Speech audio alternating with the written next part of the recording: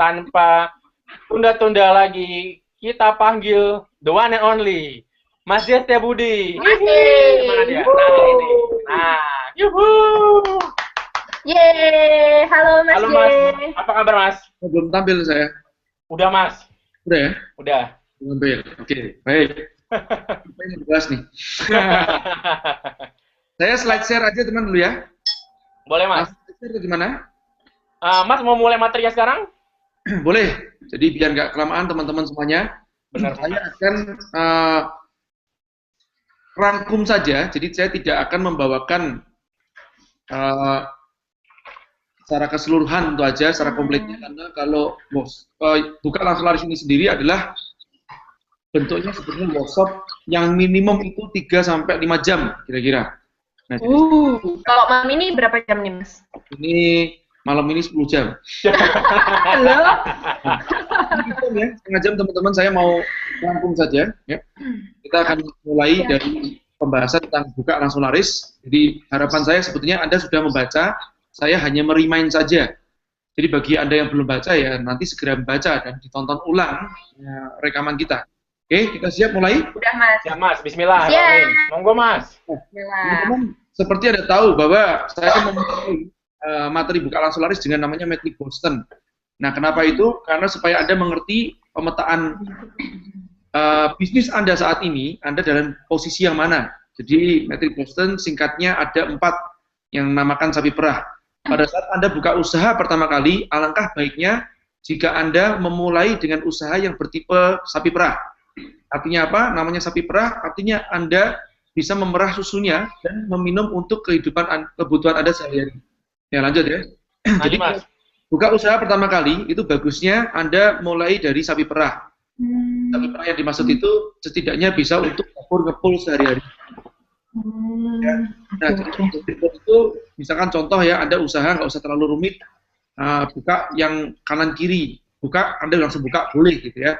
Nah, tapi ingat sapi perah nanti ini kalau lama kelamaan ya kita tidak berinovasi, sapi perah akan menjadi anjing piaraan. Apa tuh Mas? Ya maksudnya apa? Dia yang tadinya memproduksi akan berubah menjadi anjing piaraan yang justru malah mengeluarkan uang bagi kita. Oke. Ini Mas, kalau aku kerja sama orang, apakah itu bisa dianggap sebagai sapi perah? Iya, Anda sapi perahnya. Oke. Kalau sapi perahnya orang lain gitu kan? Karena Anda sebagai kan begitu. Nah, jadi sebelum sapi perah ini menjadi anjing, alangkah baiknya Anda mulai berinovasi atau uji coba atau research sesuatu produk usaha kah atau sesuatu investasi kah ya, yang itu mungkin saat ini masih bersifat tanda tanya. Belum ada kepastian apakah akan berhasil atau tidak. Nah, jadi dari situ mungkin setahun 2 tahun yang akan datang dari beberapa uji coba usaha Anda ada yang jadi ya, namanya jadi ini sudah mulai kelihatan hasilnya ya. Nah, kalau mulai kelihatan hasilnya artinya dia sudah mulai menjadi bintang. Oke. Begitu mulai menjadi dia mungkin masih memerlukan pembiayaan ya. Jadi pembiayaan itu diambil dari sapi perah. Jadi ingat sapi perah masih menjadi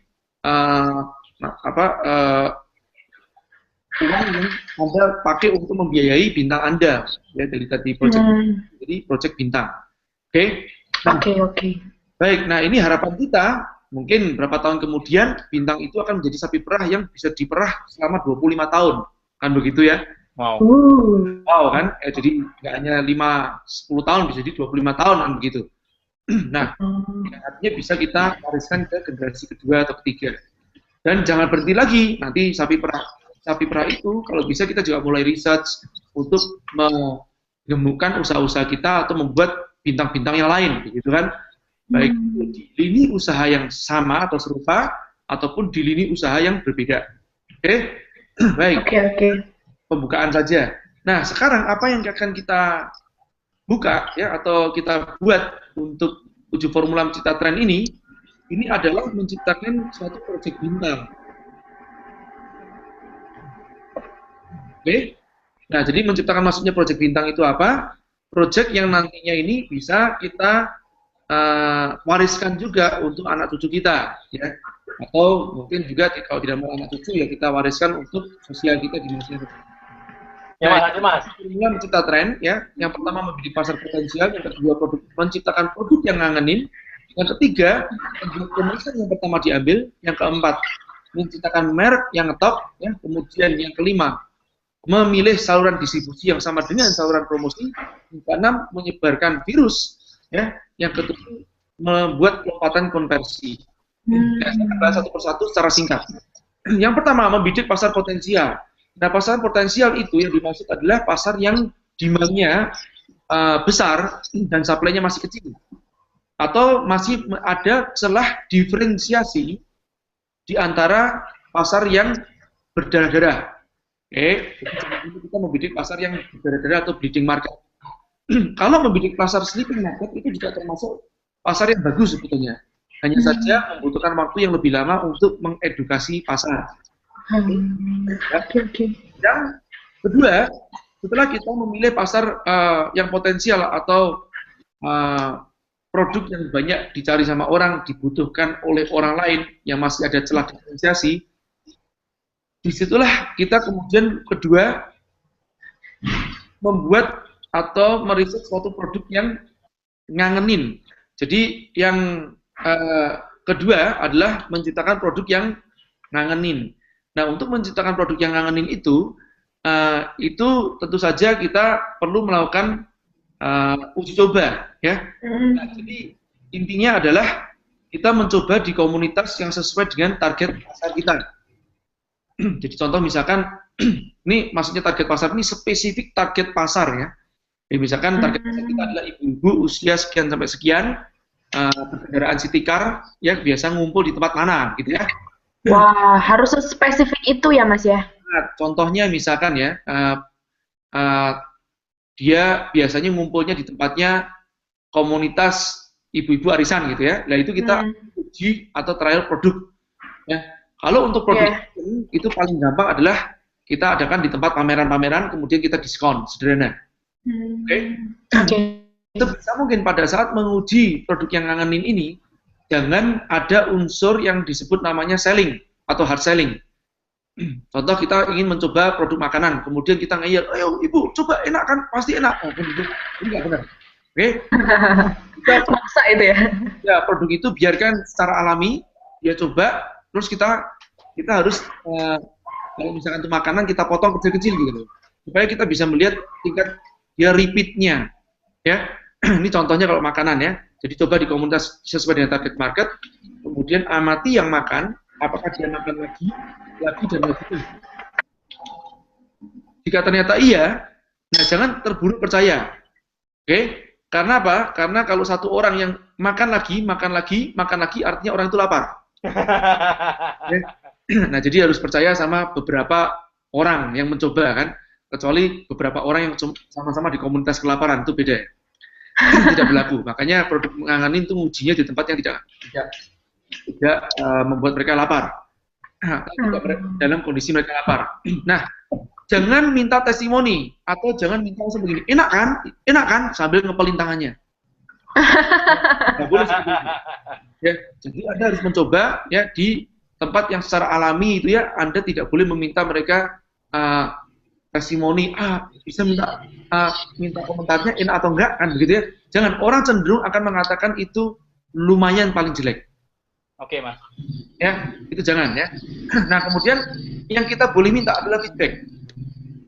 Ya, jadi jangan minta, ibu boleh minta testimoni ya, jangan. Tapi ibu boleh minta feedback ya. Ngerti ya? Jadi minta langsung feedbacknya. Jangan minta testimoninya. Oke, secara pedes lebih bagus karena kan kita masih riset produk tangan ini. Oke, yang ketiga, nah ini misalkan kemasan yang pertama diambil. Jadi produk itu katakanlah bentuknya sama, kemasan kita bisa ubah yang berbeda-beda. Oke? Iya. Contoh nih ya, ini ada beberapa macam kan. Ini kita bisa lakukan riset. Kemasan yang pertama diambil bisa juga selain kita menggunakan testing di lapangan secara langsung, bisa juga kita menggunakan sosial media. Nah, contoh ini ada 5 macam kemasan kan. Kita bisa memilih, teman-teman tolong voting dong, kemasan mana yang menurut Anda paling oke, gitu kan ya, menurut Anda, gitu kan. Tapi ingat, teman-teman yang kita masukkan itu harus sesuai dengan spesifik target pasar kita. Sekali lagi ya, harus sesuai dengan spesifik target market kita. Jika tidak, dia tidak mewakili.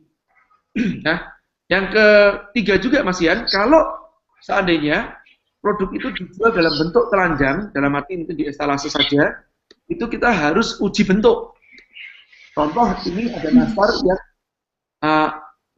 ingredient atau rasanya itu semuanya sama. Karena kita tidak dalam menguji rasa, tapi kita menguji bentuk. Bentuknya dibuat yang berbeda-beda, mana yang Anda pilih.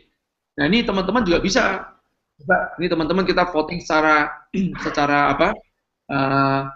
bodoh-bodohan gitu ya. Nah, ini bentuk yang pertama diambil kira-kira 1, 2, 3, 4, 5, 6 secara alami. Teman-teman memilih yang mana? Tinggal mencet aja, di-tweet aja, memilih bentuk yang nomor berapa.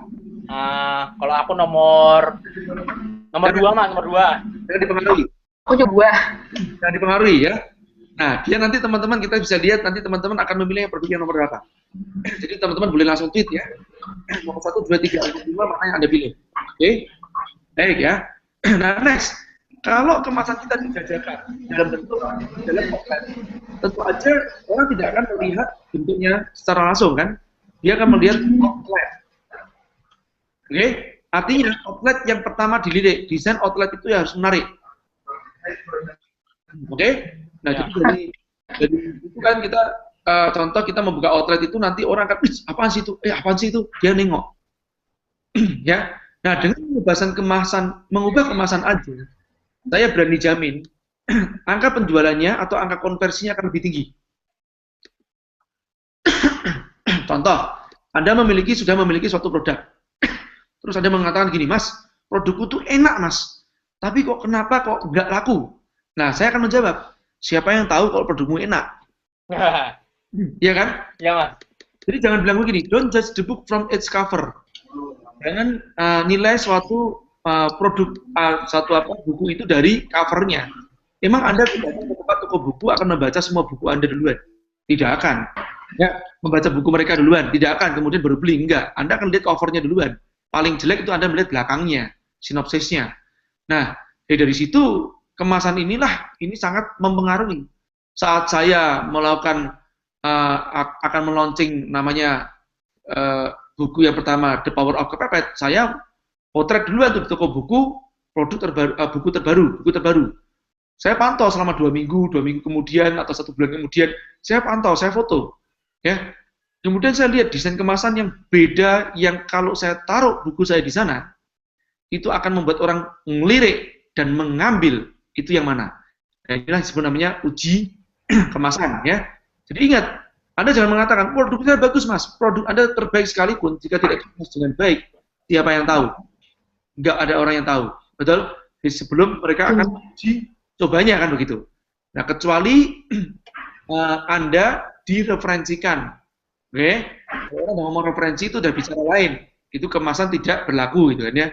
Nah, kalau kita bicara yang kemasannya menjual, artinya itu jika dipajang di instalase, orang akan langsung melihat dan melirik, ya, dan kemudian mengambil. Baik, yang keempat, merek yang ngetop. Ini saya contohkan bahwa merek itu sangat berpengaruh. Ya, contohnya, misalkan Anda datang ke suatu tempat, kemudian Anda akan nyalon gitu kan. Tapi tidak ada salon yang langganan Anda. Adanya 3 macam salon. Yang pertama salon Gatot, salon Tince, yang ketiga salon Lisa. Nah, mana yang Anda pilih kira-kira begitu? Nah, ada mungkin yang milih Gatot, siapa Gatot? Nah, ini Anda boleh tweet ya teman-teman semuanya. Nah, siapa yang milih Gatot? Siapa yang milih Tince? Siapa yang milih Lisa? Aku milih Gatot, Mas. Ya, Fikri milih Gatot karena yang pertama, ya, dia seorang laki-laki yang soleh, ya, artinya. Amin, Mas, amin. Ya Allah, amin. Oleh Mukrim. Yang kedua, jadi Fikri ada kelainan juga karena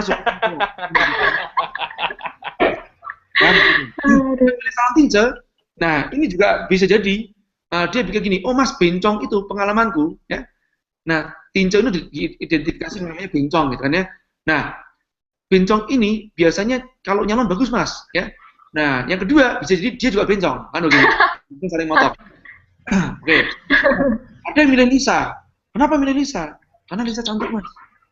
Ya. Lisa cantik katanya. Atau mungkin pengalamanku Mas, yang namanya Lisa ini dia kalau nyalon lebih bagus dibandingkan Gatot sama Tinjo, gitu kan. Terus Lisa lebih feminim Mas.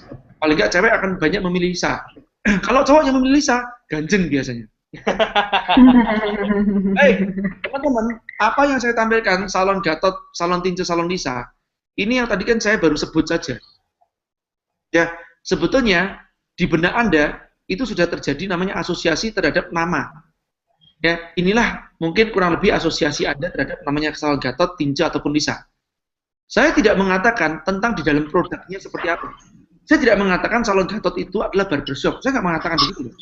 Bisa jadi salon Gatot ini adalah salon cewek. Bisa jadi salon Tinjo adalah salon cowok. Kan begitu. Ya, saya tidak mengatakan dalamnya seperti apa. Saya tidak mengatakan di dalam Gatot ini adalah ada orang yang memotong profesional lebih dari 15 tahun. Saya nggak mengatakan begitu. Artinya saya tidak mengatakan tentang produk. Tapi merek ini sudah terasosiasi membuat Anda memilih. Paham yang dimaksud? Ya, paham. Jadi Anda memilih sebelum saya mengatakan produknya. Ya, dikarenakan merek Anda mendengar atau melihat mereknya saja. Oke? Nah, inilah yang disebut namanya merek itu berpengaruh terhadap faktor konversi juga. Oke, paling nggak orang akan penasaran untuk mencoba. Nah, ini adalah 7 kriteria atau persyaratan untuk membuat merek yang ngetop. Yang pertama, sesuai dengan target pasarnya. Ya tadi itu, baik Lisa, Tinjo, ataupun Gatot punya target pasar yang berbeda. Kalau saya mengatakan Angelina, Anda pilih mana? Oh, Angelina Mas, sebagian tetap pilih Lisa. Kenapa pilih Lisa? Karena ini Mas, Angelina itu cenderung kelihatannya lebih mahal harganya dan high class Mas. Nah, begitu. Victoria lebih tinggi lagi Mas. Ya. Nah, jadi ternyata salon ini, nama ini akan berpengaruh dengan target pasar. Kalau saya mengatakan misalkan salonnya salon Solihah. Nah, mungkin pasar Islam akan lebih memilih pasar salon Solihah. Nah, tapi Vic jangan memilih ke sana ya, Vic ya. Hijabro Mas, hijabro. Ya. Nah, jadi itulah sesuai dengan target pasarnya. Yang kedua, kalau boleh saya utamakan hilangin semuanya, yang kedua ini paling penting adalah unik. Ya, jangan generik. Nah, yang ketiga mudah diingat dan mudah diucap. Mas, maaf Mas. Yuk. Aku potong Mas. Unik itu indikatornya atau indikasinya seperti apa ya Mas? Atau kalau ada contoh Mas? Artinya gini, tidak pernah ada nama salon itu sebelumnya. Oh, oke Mas. Ya, dalam kategori tempat itu jangan sampai ada yang serupa yang sama. Karena begitu tidak unik, itu nanti daftarkan merek dagingnya juga susah. Oke Mas, ya Mas, paham. Mas. Contoh ya, Anda membuat namanya salon barokah ya, atau rumah makan barokah, itu sudah banyak banget tuh. Bukan saya mengatakan barokah itu tidak baik namanya, tapi terlalu generik, tidak unik. Oke? Oke Mas. Mudah diucap, mudah diingat. Contoh kalau aku membuat Mas, aku membuat sesuatu yang unik Mas. Misal ngasosis macam sus. Nah, mereknya begitu. Hah?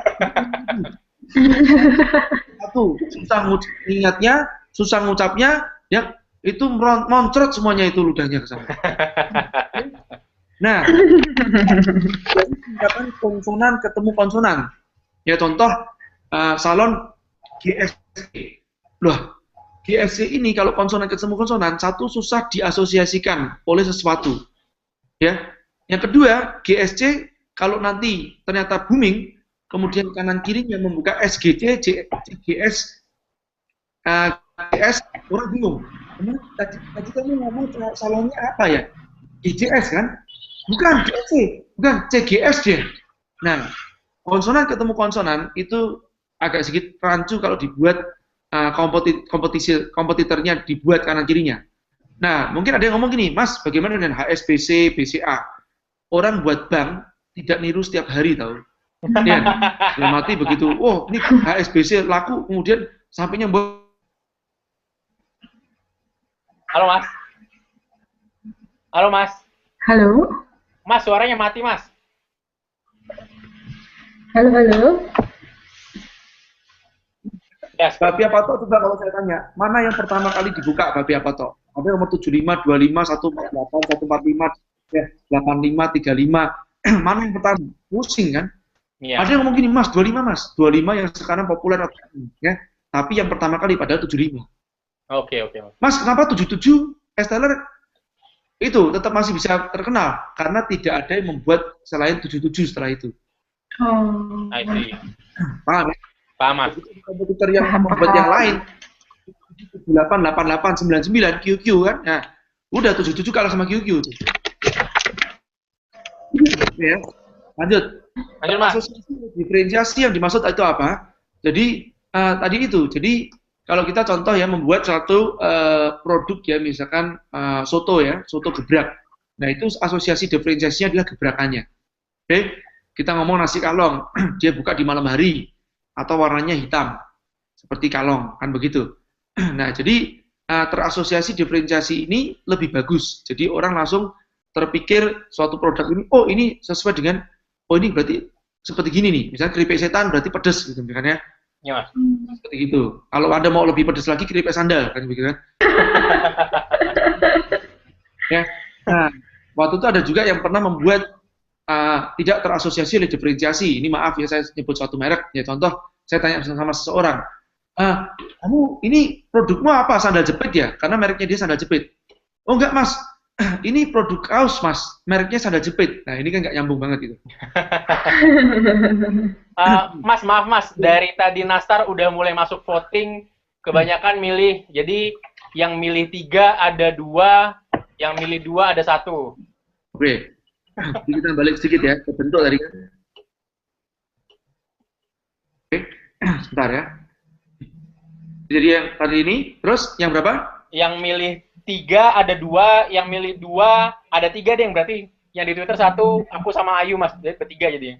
Ya baik. Kebanyakan pada saat di seminar pun ya, kalau itu yang milihnya udah ratusan, itu 2 itu adalah bentuk yang paling banyak dipilih sama mereka. Mungkin sebetulnya 5 lebih cantik gitu, mungkin ya bagi seminar. Tapi atau 3 lebih cantik. Tapi ternyata uji bentuk yang diambil itu bukan berdasarkan apa feeling kita gitu loh. Jadi jangan sampai nanti pada saat kita menguji sesuatu, kita gini, wah menurut aku, ya menurut lu atau menurut target pasarmu, kan begitu loh. Ya. Hati-hati ya. Dan inilah ini saya mau mengkritisi. Jangan ini kita menghindari yang disebut namanya focus group discussion. Ya. Nah, focus group discussion itu banyak faktor errornya. Kenapa? Karena jumlah group discussion-nya berapa orang. Kedua, apakah group discussion itu mewakili spesifik target market yang kita bidik?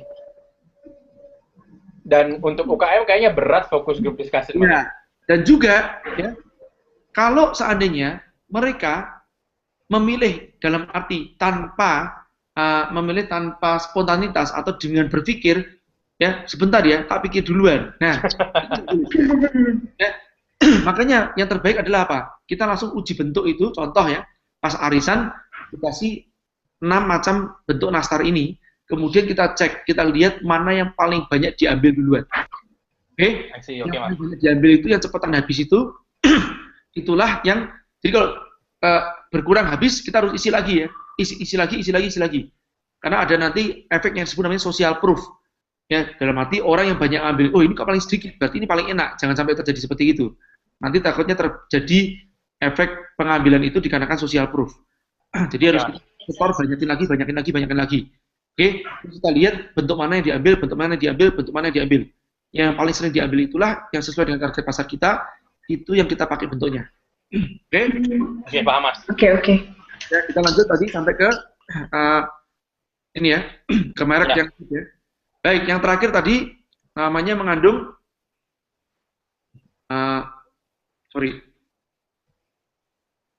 Oh iya Mas, untuk yang salon banyak yang milih tince Mas. Ya, berarti yang nonton banyak yang bencong. Tapi aku juga milih tince loh Mas. Ya, kamu juga bencong. Oke ya, lanjut. Kata kunci produk unggulan ya. Ini tadi terasosiasi oleh diferensiasi sudah jelas kan? Ya. Terus yang kata kunci produk unggulan, contoh begini. Kalau kita mau mencari, ini namanya keyword ya kalau dalam bahasa online-nya. SEO Mas, SEO. SEO ya. Nah, kalau kita pergi ke suatu tempat yang katakanlah asing buat kita, misalkan contoh Bekasi gitu misalnya. Nah, di Bekasi kemudian ada kepingin makan ya bakso gitu, ngidam bakso misalnya begitu ya. Nah, jadi kira-kira sederetan itu kan ada tempat warung makan ya, dan itu tidak ada kenal semua warung makan itu. Oke? Jadi warung makan misalkan yang pertama adalah warung makan Bunda, warung makan Panda, warung makan Dinda, dan yang ketiga, yang keempat adalah namanya bakso Kang Asep misalnya begitu. Biasa bakso kan cak-cak kan, ini bakso Kang. Kan? Nah, warung makan Bunda ini menjual berbagai macam makanan, misalkan kayak mie goreng, ya mie rebus, ya kemudian nasi goreng, tapi juga ada bakso. Warung makan Panda, ya ini bapaknya suaminya Bunda, menjual juga nasi rames, ya lontong opor dan macam-macam, ada bakso juga. Dinda ini anaknya, ya Adinda, menjual misalkan apalah itu ya macam-macam ya, kemudian juga ada namanya bakso juga. Jadi tidak spesifik ke baksonya. Jadi namanya warung makan Bunda, Panda, Dinda. Yang ketiga, yang keempat adalah bakso Kang Asep. Jelas itu. Dia jualnya bakso komplit gitu kan ya, atau mie ayam, plus mie ayam gitu. Tapi yang jelas dia mengandung kata kunci bakso. Saya yakin dari mayoritas teman-teman akan menjawab, aku akan memilih yang bakso. Betul? Karena di bawah sadar kita sedang mencari kata bakso. Makanya sebaiknya mengandung kata kunci produk unggulan. Nah, makanya selling everything nggak bagus. Saya ambil contoh yang lain, Mas. Tapi Mas, kalau aku jual bakso doang, berarti nggak bisa jual yang lain dong. Ya, namanya gado-gado Boplo, dia tidak hanya menjual gado-gado, tapi menjual mie kuah juga ada, laksa juga ada, lontong opor juga ada, sate ayam juga ada, nasi goreng juga ada. Oke? Sate Senayan tidak hanya menjual sate saja, tapi juga menjual produk-produk yang lain, ya ada pecel dan yang lain-lain. Jadi prinsipnya sama kayak SEO deh Mas ya, kita nyerang kata kunci biar traffic datang dulu gitu Mas. Betul, yang penting traffic datang duluan dan itu sesuai dengan produk unggulan yang kita ingin jadikan itu produk penetrasi. Penetrasi, oke Mas. Oke, yang kelima yang contohnya ini ya. Ini saya ambil contoh satu pembuatan merek namanya Papa Pia. Nah, ini di Bogor punya kawan kita, tadinya mereknya Pia-Piaku, kemudian saya membantu mereka untuk membuat mereknya atau rebranding. Nah, apa yang kita lakukan adalah wawancara. Kita tanya secara spontan, target pasarnya siapa, usia berapa, kira-kira dia punya anak atau tidak, terus naik mobilnya apa, contoh begitu kan. Nah, ini meskipun saya nyebut merek karena memang kalau bicara masalah nyeplos memang harus nyeplos gitu ya. Nah, kemudian apa sih ceplosan-ceplosan dari mereka kan? Oh ya, isinya banyak, ngangenin, beli lagi, terus memprol, rasanya terus ini jadi rebutan ya. Kalau di rumah jadi rebutan ini sama bapaknya, sama anaknya, ya. Nah, terus anak-anak suka banget. Apa rasa yang paling banyak suka ya? Kacang hijau, coklat, keju, kan ya. Terus oke, paling banyak buat apa? Arisan, camilan, standby di rumah kan, buat camilan-camilan di rumah untuk teman nonton TV dan macam-macam. Nah, ini di sini saya melihat sesuatu. Kalau saya tarik garisnya, ini saya stabilo, kata-kata kuncinya itu ini kok saya asosiasikan mirip sama KFC gitu kan ya. Maksud saya KFC apa? KFC itu pasarnya mirip sama mereka. Nah, saya membuat nama Papa itu terasosiasi oleh Colonel Sanders sebetulnya. Ya. Dan juga ada namanya Mama Mia, Papa Pia, kan begitu. Ya. Tadinya sebetulnya tagline-nya saya pikir karena yang beli ibu-ibu, saya mau fokuskan ini jadi rebutan istri-istri. Ya. Terus setelah saya renungin semalam, saya bilang, jangan-jangan, nanti kok jadi rebutan istri-istri, saya digaplokin sama bapak-bapak, gitu kan? Ini bapaknya siapa yang jadi rebutan istri-istri, kan? Rebutan anak istri, ini tagline-nya. Oke? Dan kemudian kita desainkan kemasannya menjadi seperti gini. Oke? Logonya kita buat berbeda. Nah, ini juga desain kemasannya tidak mengikuti patron-patron yang sedang modern.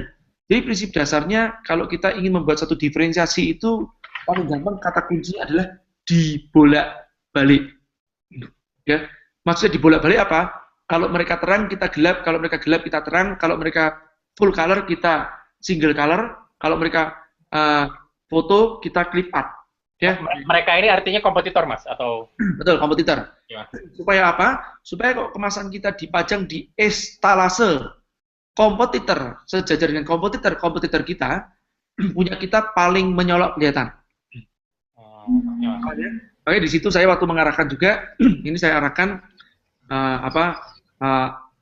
bapak-bapak usia 50-an, ya, terus dia kumisan, pakai celemek gitu. Kemudian kalau dilihat kan itu kan ada keju, ada durian, bentuknya clip art, ya, dan hanya two tone color, ya.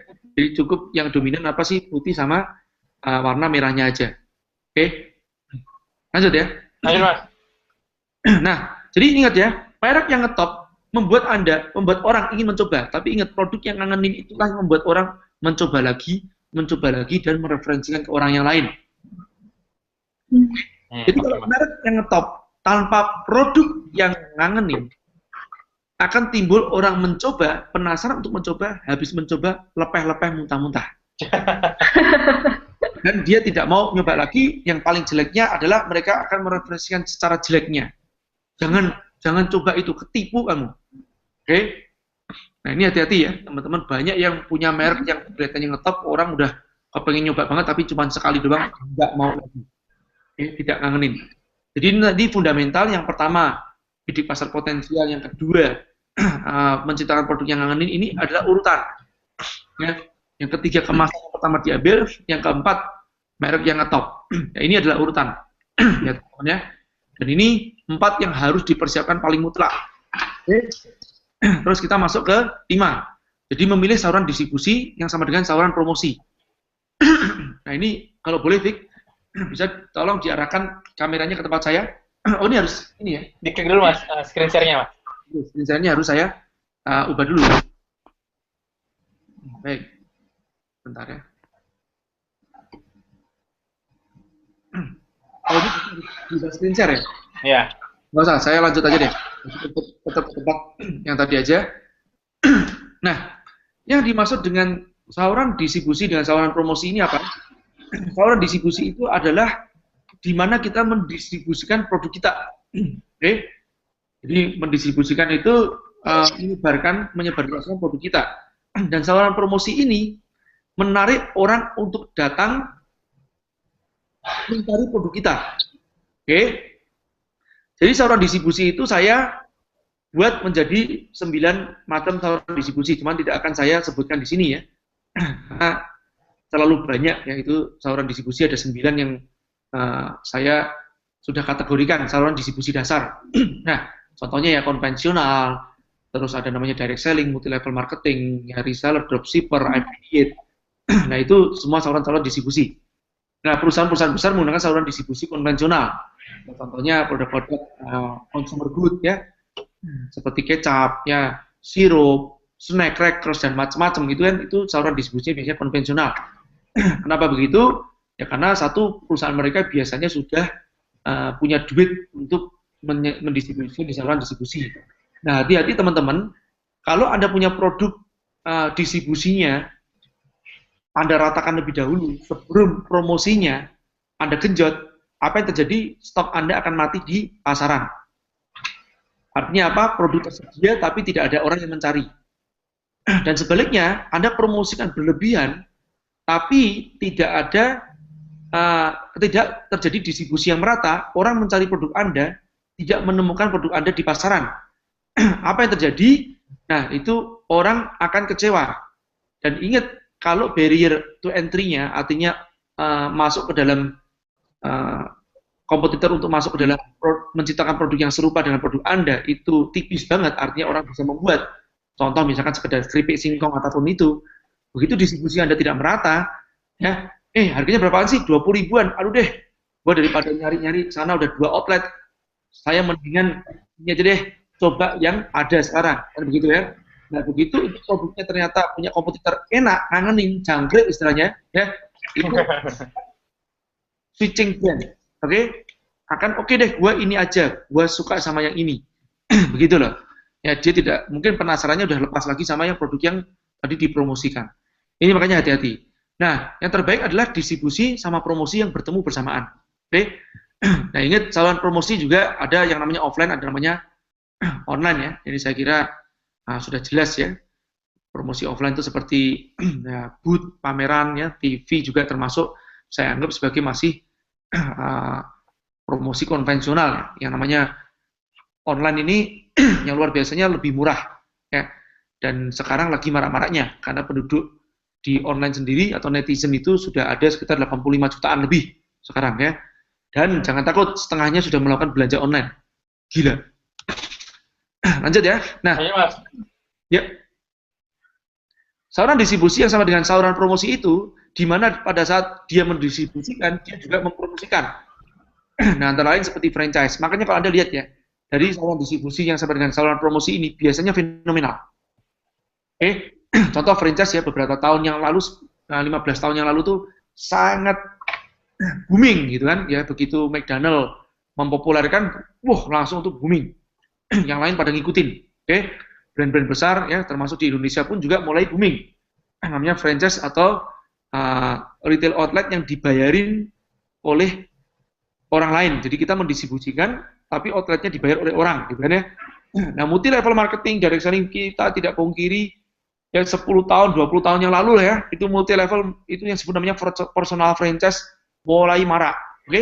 Nah, sekarang multi level udah mulai digantikan menurut saya ya. Dalam arti sudah mulai tidak banyak bertumbuh lagi, digantikan oleh yang disebut namanya gabungan antara reseller dropshipper ya, dan sosial media. Ya, jadi peringkat yang namanya upline downline itu sudah mulai agak bergeser ya dari zamannya sekarang, karena orang tidak perlu namanya upline downline, dia sudah bisa masuk ke reseller dropshipper dengan nemborinya dengan penyebaran virusnya lebih cepat menggunakan sosial media. Ini gabungannya. Nah, affiliate marketer atau affiliate marketing ini akan menjadi tren ya, sebetulnya sudah tren di Amerika ya dan di dunia, tapi di Indonesia mungkin masih agak sedikit lambat gitu ya, atau belum benar-benar diketahui karena affiliate sendiri itu pergerakannya cenderung underground. Dalam arti tidak terlihat profilnya di permukaan ya. Iya. Ada namanya affiliate marketer, mengadakan pesta affiliate marketer se-Indonesia kan masih belum ada, makanya tidak benar-benar booming atau boomingnya di underground di belakang. Nah, UB bisnis sendiri menggunakan affiliate yang terbukti powerful. Para contoh ya yang powerful dan mempopulerkan affiliate marketing di dunia itu antara lain adalah Amazon. Kemudian kita tahu juga yang namanya Agoda. Nah, dan di Indonesia Ubistar adalah salah satu pemerakarsa di antara affiliate marketing yang atau affiliate network yang memberikan komisi terbesar. Dan mungkin nanti akan ada saluran distribusi yang sama dengan saluran promosi yang lain di masa yang akan datang yang sekarang mungkin belum kita pikirkan. Nah yang keenam, ini penting banget ya, dari kelima tadi itu, dari 4 itu adalah persiapan produknya, yang kelima adalah saluran distribusi dan saluran promosi, yang keenam penyebaran virus. Penyebaran virus ini bisa paling powerful saja melalui star. Jadi yang disebut namanya star itu adalah orang yang diagungkan, orang yang memiliki authority, ya, baik itu bintang film ataupun juga mungkin ustadz, ya, kiai, orang ternama, ataupun juga mungkin motivator, ya, orang-orang yang diagungkan yang punya masa besar. Itu cepat sekali, ya. Nah, tapi juga harus memilih starnya, juga harus memilih yang sesuai dengan target pasar kita. Jadi jangan sampai nanti star yang kita pilih, kita misalkan mau memasarkan produk kecantikan, tapi iklannya adalah mungkin Sule. Nah, itu nggak cocok banget, kan begitu ya. Jadi starnya harus representasi dari produk itu. Atau star itu memiliki follower atau fans adalah orang-orang yang target pasar kita. Ya. Nah, ini bisa juga berdiri sendiri. Kalau star itu belum ada, kita bisa menggunakan sosial media. Bahkan sekarang ada yang disebut namanya Insta, seleb Insta kan, ya. Atau kalau di Twitter namanya celebrity tweet, ya. Nah, selebgram mas, selebgram. Selebgram, ya. Selebgram. Ya, selebgram. Nah, itu sekarang juga lebih populer. Itu jualan yang paling laris di sosial media yang direkomendasikan salah satunya adalah di Instagram. Lagi populer, tapi teman-teman harus tahu ini populernya Instagram sendiri itu bisa jadi akan bergeser sebentar lagi. Hal yang serupa di zaman dulu kita tahu namanya Friendster bergeser ke Facebook ke tempatnya Twitter kemudian ngepet kemudian Insta. Oke, si ngepet ya, baby ngepet gitu ya. Nah, pet udah mulai, tapi ke pet kurang bisa dipakai untuk jualan karena dia agak sedikit personal atau inner circle. Oke ya. Nah, jadi sosial media. Kemudian yang ketiga adalah community. Nah, ini dipopulerkan juga dengan kawan-kawan di Jabbers Community lah ya, contohnya. Jadi mempopulerkan suatu produk di tempat komunitas itu luar biasa, cepet banget ketok ular. Ya, nah, ini disebut namanya social proof itu. Ya, cenderung dari kawan-kawan mengatakan oke, aku juga oke, gitu kan. Jadi banyak produk itu yang justru akan booming itu dari referensi, gitu ya. Nah, ini ketiga ini bisa juga tidak berdiri sendiri. Contoh ya, start dan community, start dan social media, atau start community social media digabungkan jadi satu. Community dan social media juga terbukti jelas powerful banget. Ya, ini bisa jadi penggabungan. Nah, yang ketujuh, pengungkit konversi. Nah, pengungkit konversi itu, ya ini yang pertama, kalau kita konversi yang dimaksud itu mengubah lead atau prospek menjadi pelanggan, ya. Nah, itu tentu aja kita harus membidik target pasar yang benar di sarang yang benar. Di sarang itu yang saya asosiasikan dengan sarang semut atau di tambak atau kolam yang benar. Oke. Nah, kemudian strategi harga juga iya, ini mempengaruhi juga. Kalau kita menjual produk makanan, jangan menggunakan diskon, tapi menggunakan harga yang ditampilkan. Karena orang kalau produk makanan, terutama makanan berat, tidak tergiur oleh diskon. Oke, misalnya kita bilang diskon 20%, 20% dari berapa? Nah, itu juga harus diperhatikan, teman-teman ya. Nah, jadi kalau makanan berbeda dengan fashion. Kalau fashion Anda menggunakan diskon, beres semuanya. Oke? Jadi kalau namanya discounted price atau bargaining price. Contoh begini, Anda menjual produk fashion seharga 500.000, harga diskon kemudian didiskon 50%, artinya 250.000 dengan harga 250.000 fixed price, saya yakin Anda akan memilih yang diskon 50%. Itu psikologi. Ya. Artinya apa? Image-nya dinaikkan lebih dahulu tentang produk ini harganya 500.000, tapi didiskon 50%. Nah, ini strategi harga, ini bisa mengungkit konversi. Nah, kemudian juga kalau Anda menjual melalui para distributor atau reseller, ya, atau dropshipper, atau agent, atau affiliate dan seterusnya, relasi Anda kepada mereka itu harus diutamakan. Ingat kata-katanya, the next process is our customer. Jadi next process itu adalah customer kita, gitu kan ya. Jadi next process maksudnya apa? Bisa jadi customer kita bukanlah end user. Ya, kalau end user kita retail itu end user. Tapi bisa jadi yang nge-push produk kita itu adalah para reseller. Gitu. Mereka direct seller, ya. Mereka affiliate marketer. Mereka multi level marketer, kan begitu ya. Nah, yang terakhir, timing yang tepat, yang menjual produk hijab tentu aja pada saat launching, ya itu mendekati bulan puasa itu lebih bagus pastinya. Jangan menjual produk-produk musim dingin di musim panas. Jangan menjual musim hujan, gitu ya. Nah, tentu aja konversinya akan rendah. Paham? Paham, Mas? Paham. Oke ya, nah inilah kalau digambarkan dalam gambarnya singkatnya, package yang utama itu ada di nomor 2, 3, 4, 5 kan ya, diangkat oleh penyebar virus, kemudian diungkit oleh konversi. Baik, nah sampai di sini kita lanjut ke pertanyaan lebih enak katanya ya, teman-teman. Mas. Oke Mas, ini kebetulan udah ada beberapa pertanyaan yang masuk dari teman-teman melalui email, Mas. Saya udah buka usaha di bidang penjualan buku bekas secara online, tapi sampai sekarang masih sepi. Apa saya termasuk bermain di dalam pasar yang berdarah-darah? Sebentar. Jangan, tolong ditampilin lagi. Nah, ini Mas. Saya baca dulu, saya baca dulu. Oh, Dulu, saya baca dulu. baca dulu Mas, bentar Mas. Bentar Mas ya. Nah, ini Mas. Saya udah buka usaha di bidang penjualan buku bekas secara online. Tapi sampai sekarang masih sepi. Ya. Apa saya termasuk bermain dalam pasar yang berdarah-darah? Ya. Dari Yenavi Mahdirio Septa Pratama. Baik, ya.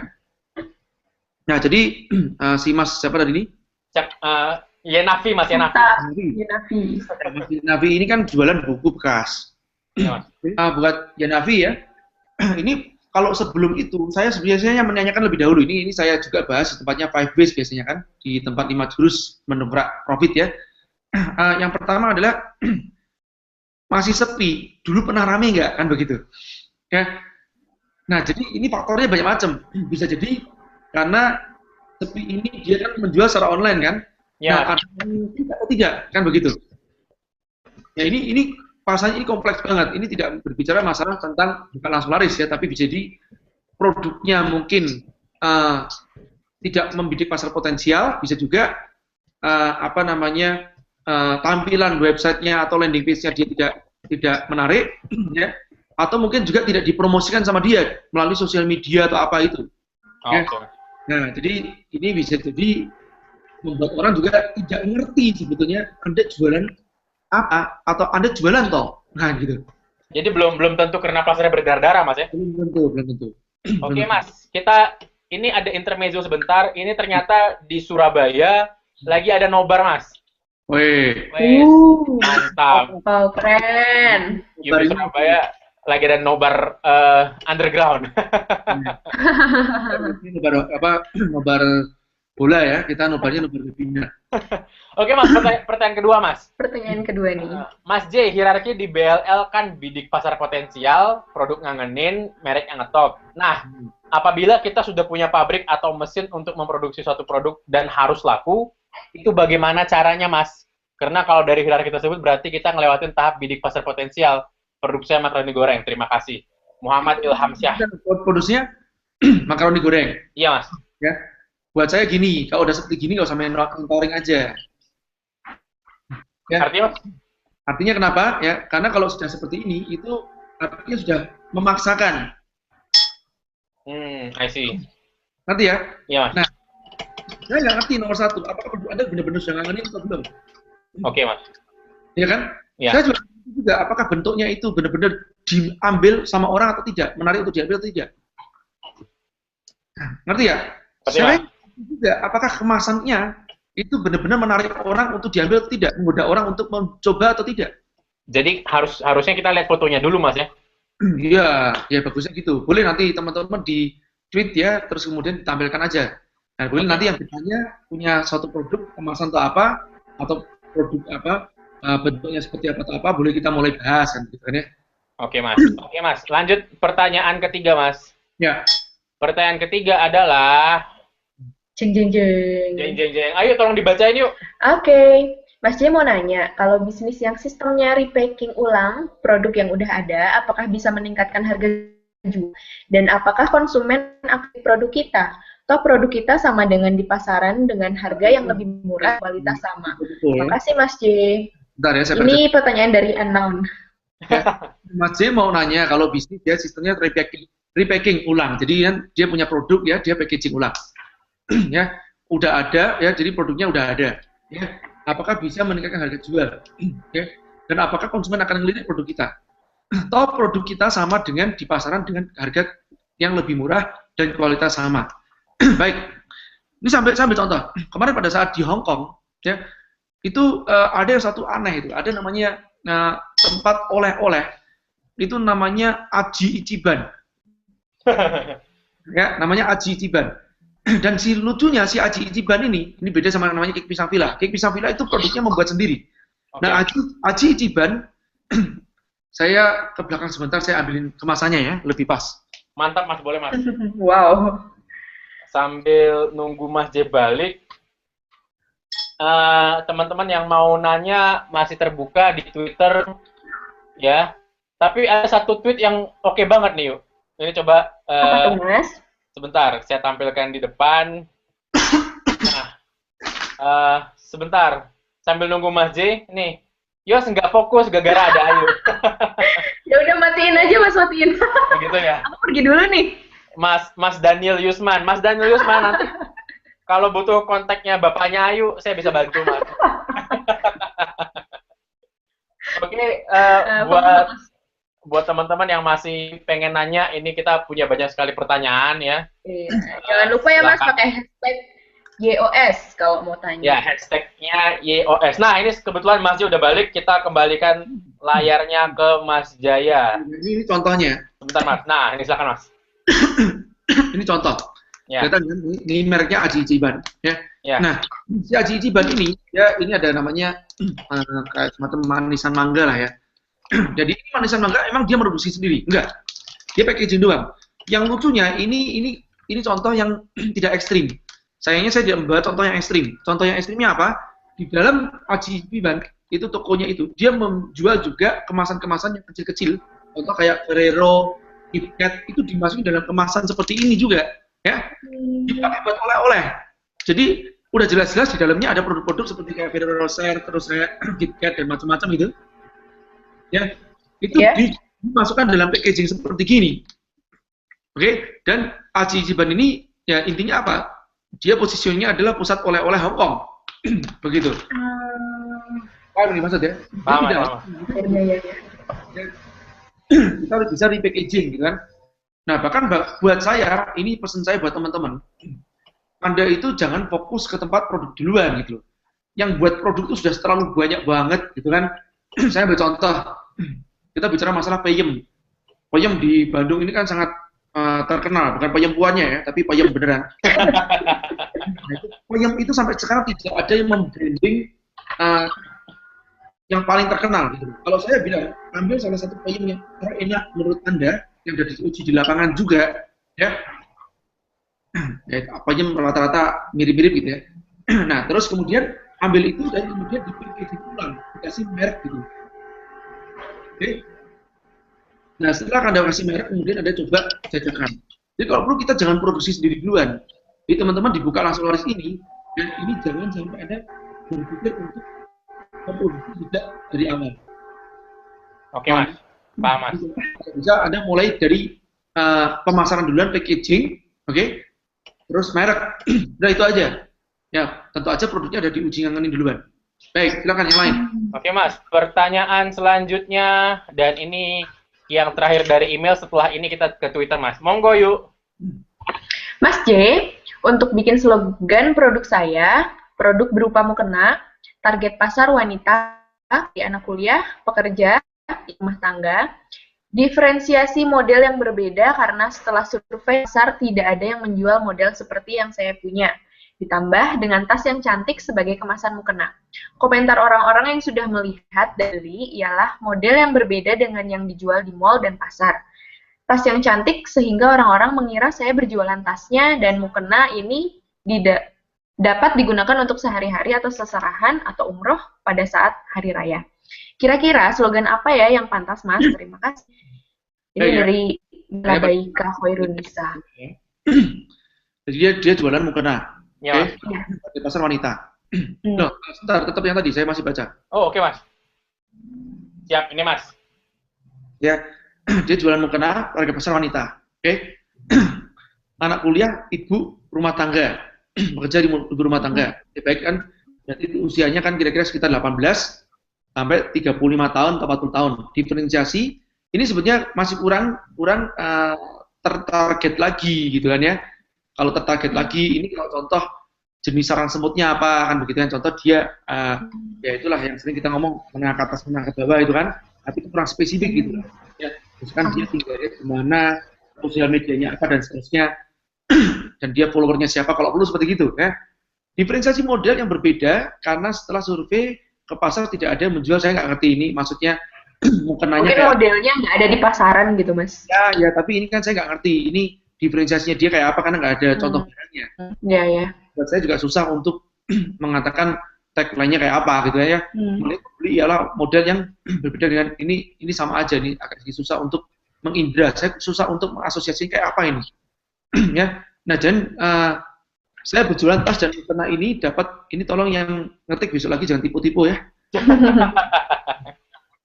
Nah, ini untuk seserahan sehari ini kata-kata sehari-hari dan seserahan ini adalah contoh orang yang maaf tidak fokus dengan pasarnya. Oke. Hati-hati ya. Karena kalau Anda membidik semuanya, Anda akan lemah di semuanya. Mendingan mereknya khusus aja, mukena seserahan. Kalau perlu seperti itu. Ya. Itu kalau mukena untuk gift ya, contohnya seperti itu. Oke? Oke, Mas. Nah, jadi kalau tanya slogan apa ya yang cocok, jangan suruh saya membuat. Kalau saya membuat, Anda yang enak.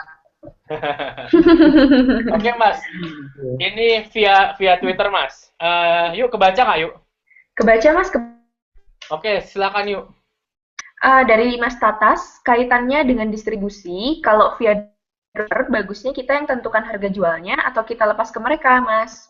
Sebenarnya dimaksud distribusi kalau dengan via dropshipper, bagusnya kita yang tentukan harga jualnya atau kita lepas, oh gitu. Jadi gini, dropshipper, ini kalau paling bagus bicara masalah harga duluan ya. Harga itu yang terbaik adalah list price. Oke, dalam arti harga kita tentukan harga price list, kemudian dropshipper, reseller dan yang lain-lain ini itu kita kasih mereka standarisasi harga, ya. Kemudian standarisasi diskon untuk mereka. Bisa dialihkan ke tempat saya mukanya? Bisa, Mas. Ini udah, Mas. Udah ya. Baik. Nah, jadi yang tadi saya katakan tadi, jadi kalau harga itu adalah harga price list duluan yang kita berikan sama mereka, supaya mereka mengerti harga standarnya itu berapa. Oke, dan kemudian baru kita kasih harga diskonnya mereka. Oke, misalkan untuk Anda ngambil kuantiti sekian, harga diskon sekian, kuantiti sekian, harga diskon sekian. Paham ya? Paham, Mas. Paham. Ya. Seperti gitu. Dan terserah setelah itu mereka mau jual berapa, itu urusan mereka. I see. Paham ya? Kita nggak bisa ngontrol. Di lapangan kita nggak bisa ngontrol, kita mau ngasih harga berapa, misalnya. Kalau kita misalkan mau menggunakan sistem yang namanya penalti ya, kalau misalkan kalau Anda jual tidak standar harganya, saya kena penalti. Silakan, tapi buat saya itu susah banget lah ya dilakukan. Oke, lanjut silakan. Ya, yuk, silakan yuk. Oke, ya buat teman-teman yang nonton webinar malam ini, buat 20 orang pertama, yang punya CS kami ini, nomornya udah tercantum di 0821-2691-2121. 20 orang pertama ya teman-teman mendapatkan diskon seharga Rp77.000 untuk beli buku Bulala. Ini diskonnya nggak akan ditemuin di Gramedia atau toko buku manapun ya Mas Fikri, ya, khusus benar. buat malam ini. Kalau 20 orang pertama. Termasuk ongkos kirim nggak, Yuk? Gimana? Ongkos kirim sudah termasuk belum? Ongkos kirim ini belum termasuk, Mas. Belum termasuk, oke. Iya. Oke, lanjut ke pertanyaan, Mas. Kita kembali ke Twitter. Lanjut lagi. Oke, pertanyaan selanjutnya dari RC Crown Indonesia. Anjay, kaos limited edition bahan kita gunakan bambu. Dan untuk packaging seperti ini kita gunakan black bambu. Sebentar, aku zoom fotonya, Mas. Kelihatan, Mas? Kok tambah kecil? Tambah kecil, Mas. Yang gede ya? Aku zoom, Mas. Sebentar, aku zoom, Mas. Nah, ini aku zoom, Mas. Oke, terus? Nah, pertanyaannya adalah kaos limited edition bahan kita gunakan bambu. Dan untuk packaging seperti ini kita gunakan black bambu, bagaimana? Baik. Ini packagingnya menarik, tapi teman-teman harus tahu, orang pada saat membeli kaos itu, ini orang tidak akan melihat dari kemasan duluan. Ini teman-teman harus tahu loh. Jadi kaos itu adalah suatu produk yang masuk kategori dijual telanjang. Artinya, Mas? Artinya orang itu akan melihat kaosnya lebih dahulu. Nanti tidak melihat packagingnya. Oke, Mas, oke. Paham ya? Ya. Paham. Bagus, tapi hanya sebagai nilai tambah. Yang mungkin menaikkan image. I see, oke, Mas. Sebenarnya emang bagus banget sih, Mas ya? Apa? Emang bagus banget sih, Mas, packagingnya kalau kayak gini, Mas. Nah, fundamentalnya adalah di tempatnya kaosnya. Paham ya? Ya. Jadi si kaos ini nanti akan dibuka duluan dan akan dicoba sama dia. Paham ya? Jadi ini kita harus mengerti yang disebut namanya customer atau prospect experience, bagaimana proses pembelian itu terjadi. Itu yang teman-teman harus tahu. Oke, Mas. Mas, berapa pertanyaan lagi, Mas? Kita tampung? Boleh? Oke, Mas, lanjut. Wah, ini tadi, maaf, tweet sesat. Ini saya close dulu. Sudah, Oke. Siap ya, kalau dia coba pakai cadar sekalian ya. Oke, Mas, gimana metode saluran? Sampaikan fotonya Jupe duluan ya, Jupe Fikri biar tampil duluan, biar orang terdistract duluan dari Ayu. Terdistractnya muntah-muntah, Mas. Oke, Mas, gimana metode saluran D sama dengan P kalau jualannya hanya melalui online saja tanpa punya toko, Mas? Ya, jadi intinya sebetulnya saluran D sama dengan saluran P itu bukan berarti D itu dia tidak bisa beli. Ya, harus ada produk fisik yang ada bisa dijual di tas langsung gitu, tidak. Online pun juga sudah termasuk saluran D. Oh, gitu, Mas. Ya, maksudnya apa, orang itu bisa langsung beli di situ gitu. Dan langsung bisa dikirim, itu sudah. I see. Paham ya? Paham, Mas. Oke, lanjut. Oke, Mas, pertanyaan selanjutnya dari David. Mas David. Mas, buku buka langsung laris jika diterapkan di bidang jasa bagaimana ya? Sama ya. Tapi intinya begini, kalau kita bicara bidang jasa, ini sebenarnya lebih enak. Jasa itu kan spesifik ya. Ya, ini mau jasa apa? Jasa ngepel, nyapu, anti pijat atau apa kan gitu ya. Anti pijat, Mas ya? Nah, itu juga outlet kan ya. Kalau jasanya misalkan tidak dijual secara outlet begitulah ya. Dalam arti dia tidak membuka outlet, misalkan jasanya dia seperti jasa desain gitu ya. Ya. Itu berarti outlet yang pertama diambil itu adalah website yang pertama dilirik kan begitu. Foto yang pertama dilirik, desain yang pertama dilirik kan begitu. Paham ya? Jadi outletnya bentuknya adalah desain website atau begitu kalau dia jualannya online. Intinya saluran distribusi adalah channel distribusi di mana customer touching pertama kali dengan dengan produk kita. Paham ini maksudnya? Paham, Mas. Gitu Oke, ya. Mas, pertanyaan selanjutnya. Usia makanan yang udah jalan 1 tahun lebih itu bisa jadi ukuran ngangenin atau tidak, Mas? Nah, ya kembali kalau 1 tahun yang stagnan nggak naik-naik ya sama aja. Oh, gitu, Ya, Mas. ngangenin itu angka paling gampangnya adalah repeat order. Ya, jika teman-teman misalkan orang itu datang ke Halo, Mas. bukan 1 orang ya, beberapa orang, itu berarti itu sudah jelas itu namanya ngangenin. Nah, tapi kok tidak naik-naik Mas omsetnya? Itu nanti bicara di tempat mentoring yang selanjutnya. Oke, Mas, mantap. Yang 5 jurus ya nanti kita bicara. Iya. Nah, ini mungkin pertanyaan terakhir, Mas ya. Oke, ini pertanyaan terakhir malam ini. Tadi Mas J pesan ke saya, Fik, sebenarnya singkat aja biar ngangenin. Ada penutup ya teman-teman, ada contoh yang lain. Oke, bagaimana mempertahankan produk kita saat bersaing dan mulai datang dan punya modal lebih besar dan tim lebih berpengalaman, Mas? Wah, banyak banget dannya nih, Mas. Ini pertanyaannya multiple nih ya. Iya, Mas. Pertama, produk kita saat bersaing mulai datang. Jadi ini nggak ada kata lain kecuali kita bicara masalah inovasi lah. Ya. Nah, dan branding tentu. Jadi kan kalau kita bicara masalah elemen ini sudah masuk ke dalam namanya elemen value kan. Ya, Elemen value adalah brand differentiation kan begitu. Sebentar tadi boleh ditampilkan lagi coba. Oh, boleh, Mas. Sebentar, Mas. Jadi kan kalau itu tadi mensiasati pesaing ya. Jadi inovasi dalam diferensiasi dan tentu aja menguatkan brand tersebut. Oke. Nah, kemudian yang kedua punya modal lebih besar gitu ya. Ini kaitan dengan modal lebih besar dan tim lebih berpengalaman.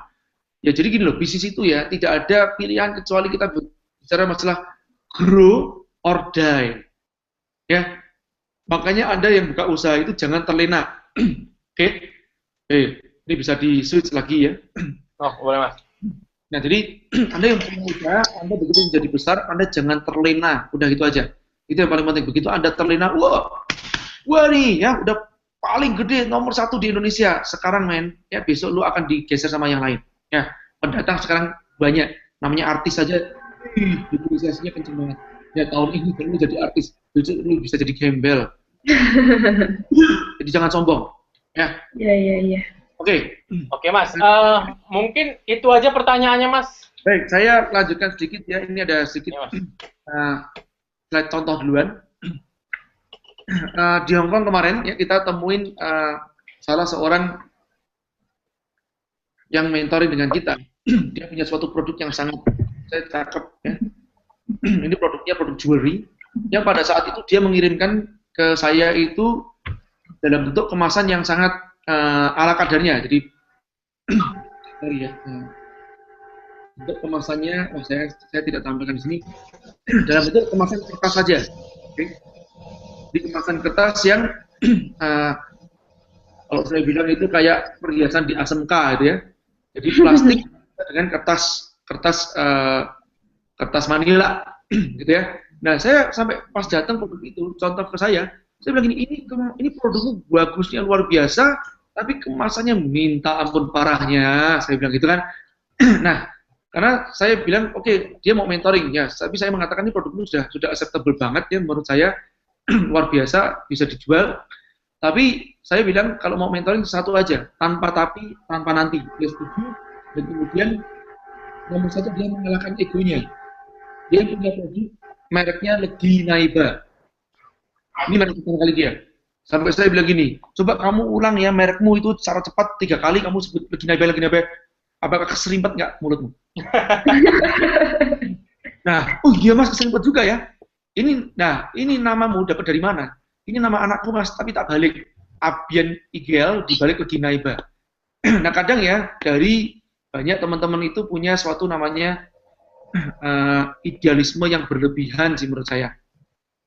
Ya maksudnya idealisme itu apa? Ini teman-teman lihat slide saya. Enggak, Mas. Mas J. Ngeliat Mas J, Mas. Screen sharing, Mas. Ini masih screen share ya?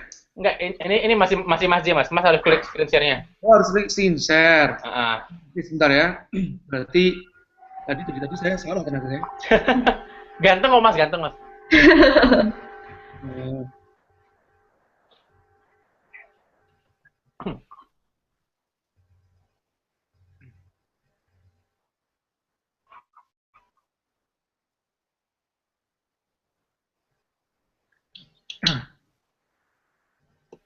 Gimana screen share ya? Ini Menu sebelah kiri, Mas. baik, udah lihat? Udah. Sudah lihat? Nah, ini udah Mas. Ini Mas. Oke. Nah, jadi saya ulang lagi ya, ini produknya, contoh produknya. Nah, ini produknya sangat cakep banget, tapi yang dimasalahkan dia itu kemasannya waktu itu ala kadarnya, jadi hanya kemasan plastik dan kemudian di atasnya ditaruh di tempat atas kertas manila saja, ya kayak perhiasan-perhiasan yang dijual partai-partai besar di tempatnya ASMK itu ya, pusat grosir kan. Nah, saya bilang ini produknya bagus banget ya, tapi sayang kemasannya jelek ya. Yang pertama, itu kedua adalah mereknya ya. Mereknya dia membuat merek yang menurut saya ini susah diingat, susah diucap. Ya, dengan yang desain yang maaf ini cukup norak nih ya. Tidak mencerminkan elegan dari si Legi Naiba, dari produknya itu sendiri. Nah, kemudian pas saya katakan, oke, kamu desain ulang ya, dan saya arahkan untuk mendesain logonya, dan kita cari mereknya, kita namanya rebranding atau rename, kemudian repackaging dan repositioning. Nah, rename yang pertama kali adalah dari Legi Naiba dibuat merek yang namanya Sarah Bigman. Sarah Bigman ini saya ambil dari namanya dia Sarah Dewi, kemudian suaminya namanya Bigmans, ya. Nah ini saya pikir namanya dia juga keren, Sarah, dan ditambahkan nama suaminya Sarah Bigmans, dinamakan Eco Jewelry menggantikan craftsmanship. Eco Jewelry kenapa? Karena perhiasan dia dari produk-produk recycle, oke? Dan kemudian kemasannya diubah dari yang kemasan biasa menjadi kemasan yang elegan, gitu kan? Nah ini dibuat seperti ini. Ya, dan ternyata produk itu sekarang bisa dijual dengan harga lebih dari 10 kali lipat harganya dari harga sebelumnya. Oke, dengan kemasannya menarik. Dan setiap pameran ya di luar negeri, Sarah Bigmans ini menjual ya 100 juta sekali jual. Ya, di dalam waktu 4 hari itu 400 juta bisa ludes barang ini semuanya. Wow. Oke, ini satu contoh ya teman-teman keberhasilan bagaimana merename, repackaging dan repositioning. Ya, tadinya dia tidak pernah bahwa produk yang harganya sekian itu bisa dijual 10 kali lipat lebih mahal kan. Dan ini adalah bukti nyata bahwa dengan merename, repackaging dan repositioning ternyata bisa laku keras. Ya, oke, cukup. Saya kira cukup sekian dari saya. Nah ini teman-teman jangan lupa juga nanti dalam waktu dekat update juga di kota-kota Anda yang terdekat kita ada yang namanya kita matikan screen share-nya dulu ya. Sudah ya? Iya Mas. Di dalam waktu dekat kita ada roadshow, ini masih ada 11 kota ya, antara lain Bogor, Bekasi, dan Banjarmasin dan kota-kota luar yang lain. Update di tempat Twitter kita @jayaya. Dan juga kalau ingin bergabung ke dalam grup Facebook saya ke Juragan Forum bersama Jaya Setia Budi. Oke Mas, yuk dua kota terdekat roadshow di mana yuk? Bogor 11 April sama Bekasi 18 April. Bisa diulangin? Bogor 11 April sama Bekasi 18 April. Oke, untuk pendaftaran bisa ke store.yukbusiness.com/event. Atau langsung hubungin Ayu di nomornya. Ya, nomornya 082 121 20 4555. Oke, dan tentu saja penawaran ini sebentar lagi akan berakhir. Untuk Anda yang pengen dapetin buku Buka Langsung Laris versi hardcover dengan harga hanya 77.000 ini adalah kesempatan terakhir Anda karena beberapa menit lagi webinar kita akan selesai. Yeah. Silakan hubungi nomor yang tertera. Setelah ini harganya akan kembali lagi ke 99.000 dan ya saya juga nggak tahu kapan akan turun lagi. Mungkin pernah. Oke, ini kita nunggu di Surabaya. Sepertinya ada yang mau bergabung nih Mas. Ya. Nah, karena teman-teman di Surabaya lagi pada nobar. Jadi kita menanti arek-arek Surabaya. Apakah ada gerangan? Sepertinya tidak ada. Oke, nggak ada Mas. Mas Jaya mungkin ada yang mau ditutup sebagai penutupan? Ini sedikit renungan aja buat teman-teman ya. Ini saya slide yang terakhir penutup ya. Saya sudah share? Udah kelihatan? Udah Mas. Ya, jadi kadang kita ini terlalu terbelenggu yang disebut namanya rat race ya. Jadi jebakan lingkaran tikus gitu kan. Kita kayak perlombaan tikus. Kita lari berdarah-darah tiap hari, banting tulang, jualan nggak laku-laku atau mungkin kalau laku pun banting-bantingan harga. Nah ini saatnya kita mungkin mundur sejenak. Mundur, ambil kertas putih, kita coba strategi lagi, analisa, ya. Nah, kita ini dalam kondisi di mana sekarang ini? Masuk pasar berdarah-darah atau tidak? Adakah celah-celah diferensiasinya yang kita bisa buat? Adakah kita masih bisa membuat proyek-proyek bintangnya di antara kesibukan kita? Ya, saya ambil contoh nih ya, teman-teman misalkan usahanya konveksi, ya oke, konveksi Anda ini masih based on order gitu kan? Kalau mendapatkan order baru dapat duit, nggak dapat order nggak dapat duit. Ini cash flow-nya masih cash flow project. Cobalah mundur sejenak, ya. Oke, tetap lakukan apa yang ada sekarang, tapi juga melakukan riset juga. Ya, risetnya misalkan menciptakan produk-produk, coba produk-produk itu difoto, diupload di tempatnya sosial media, dan kemudian tanya responnya sama teman-teman. Kalau perlu dinamakan buka open pre-order atau PO. Ya, nah ini kan kalau buka langsung laris, kalau bisa kita coba laris sebelum buka kan begitu ya. Nah, jadi open PO itu contoh aja, riset aja, toh nothing tulus, kita cuma membuat 1-2 baju kan, ya, pas kita kosong gitu kan. Nah kita riset, siapa tahu nanti itu merek yang kita buat bukan berdasarkan pemesanan itu, justru malah yang akan booming, itu akan jadi project bintang kita di masa yang akan datang. Oke, teman-teman, itu sekian dari saya. Mudah-mudahan bermanfaat ya. Sekian. Insya Allah, Mas.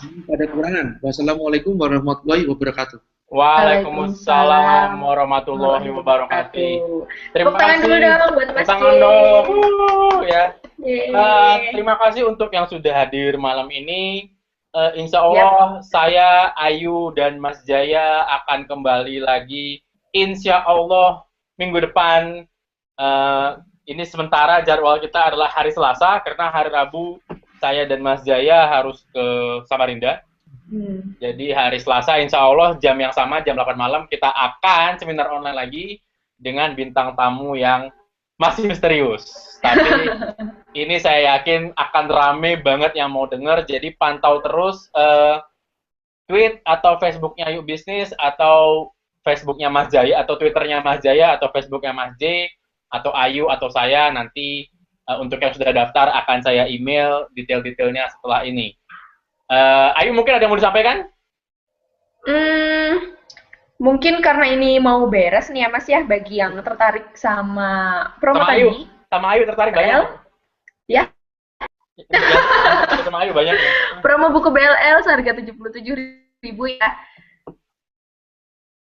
CS kita udah standby, jadi kalau mau langsung hubungi aja. Oke. Ya, mungkin itu saja. Buat seminar di Bogor sama Bekasi juga. Siap. Ya, yang mau ketemu sama Ayu tadi yang nggak tahan atau selain pengen ketemu sama Mas J, bisa silakan datengin Roso-Roso terdekat karena Mas Jaya dan Ayu ada di situ. Oke, terima kasih Bapak Ibu. Kalau ada salah-salah kata, saya mewakili Mas Jaya dan Ayu minta maaf. Sampai jumpa pada UB Online Seminar atau YOS di kesempatan lain. Terima kasih. Assalamualaikum warahmatullahi wabarakatuh. Waalaikumsalam warahmatullahi wabarakatuh.